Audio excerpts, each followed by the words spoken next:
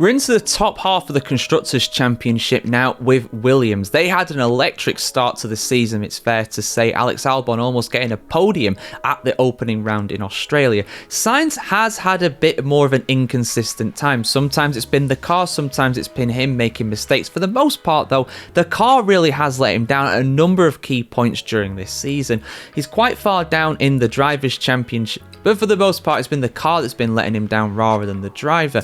He has had some very unlucky moments this season so far. I do think he will improve, though, as the season goes on. I don't have much doubt about that. Overall, though, he's still getting used to the car, and Alex Albon very much has outperformed his more experienced Spanish teammates so far this season, although I do think they are both excellent driver pairings. If you'd had asked me after about 6-7 rounds what I would grade Williams so far this season, I probably would have given them an A. To see Williams vault all the way from 9th in the Constructors' Championship last season, a very peaky and difficult car to drive, to 5th place this season, and being very solid in that position relatively before the last few rounds of the season so far, you know, I'd have given him an A grade. Genuinely, I think they would have definitely been there. To see you go up 4 places, I mean, that mirrors what Sauber have done. They've gone from 10th to 6th.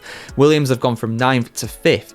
However, the performance has been a bit disappointing. There's been some operational mistakes here and there, and there's definitely a few things that they can brush up on. And with James Vowles now in it for the long term, he's signed on the contract for a very long time with Williams, which I think is probably the most important sign of the lot for them.